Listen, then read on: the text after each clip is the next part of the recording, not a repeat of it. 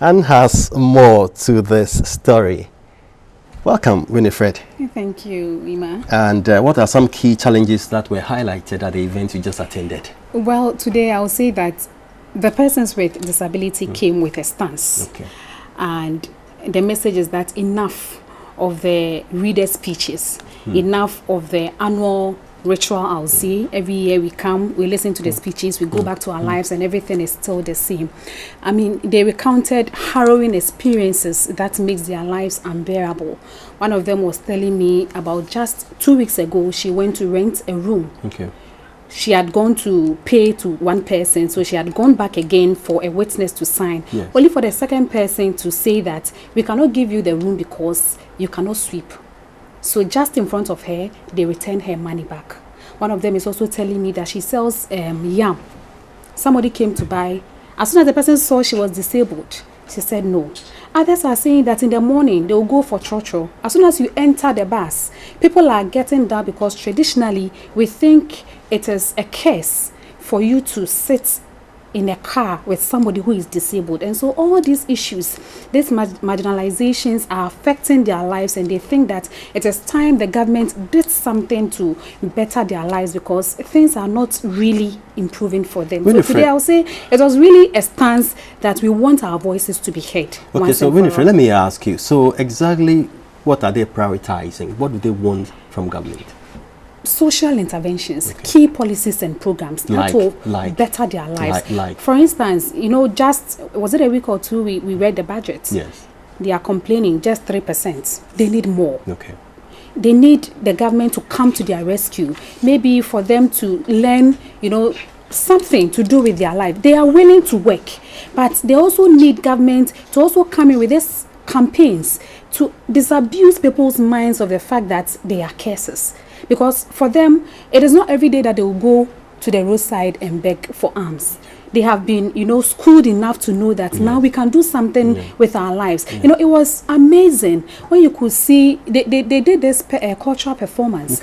And for me, it was an experience for me. It was humbling because if you could see somebody who cannot hear, somebody who cannot see, but can play a tune for someone who is deaf. With the right rhythm. To dance to the tune, it tells you that the hand or the leg may be incapacitated, but the mind, truly it's working. So it's truism that disability is not inability. It is really not inability. And for me, they even had a fair where they exhibited some of the things they've been able to do. Okay.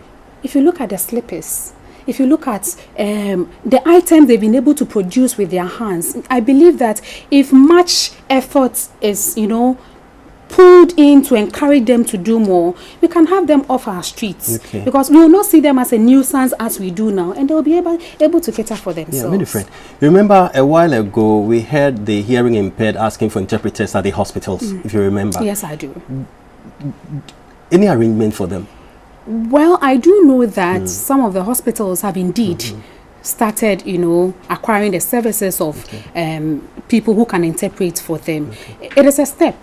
I'm sure that very soon the other hospitals will also emulate that. And I also do know that Parliament has also just recently interpreting for people who can, because I remember Clara did a story about persons who were deaf. They came to Parliament and they could not hear anything. And so Parliament, I mean, took it upon itself. And so now I believe that it's a step. We are getting there, but more needs to be done to speed up the process. Okay, so as media, what do you think we should do?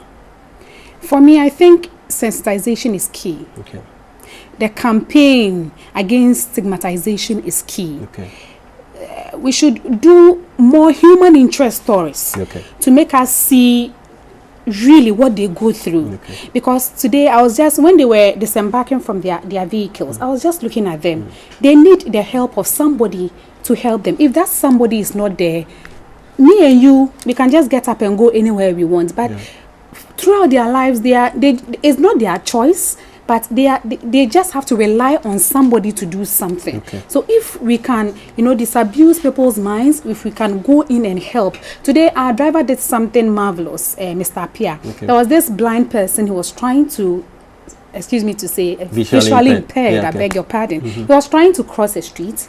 We were in the car, and almost all the drivers were not even minding him. Okay. Our driver just got out of the car, stopped the other vehicles, That is the and spirit. helped him too. That and I is the believe spirit. if every Ghanaian will take it upon him or herself to lend a support, a helping hand, Yes. I mean, it is a cycle. You can do that, and it's such a everything. humbling experience. For me today, it was humbling. Yes, okay. We It thank you was so much, humbling. And I Winifred. must also commend the Minister for Gender, Madam Cynthia Morrison. Okay. I mean, today, you know, if somebody is agitated, Yes. the person comes in with a certain stance. Yes. Like I told you from the beginning, Yes. these people came in today Yes. angry. Yes. They had a street march, Yes. protest. We are going to lay our papers before Parliament Yes. and all that. But this woman was able to calm them down, Okay. bring in her experience, because apparently she also had a mother who was disabled. Okay. She also went on to give birth to a child who was disabled. So Okay. even that speech alone, Yes, to me, I calmed would them. say calmed. So it's a thumbs up to our minister. And Thank you so much. You are so welcome it's back. good. And we wait for more reports Thank from you. Thank you. on the disabled.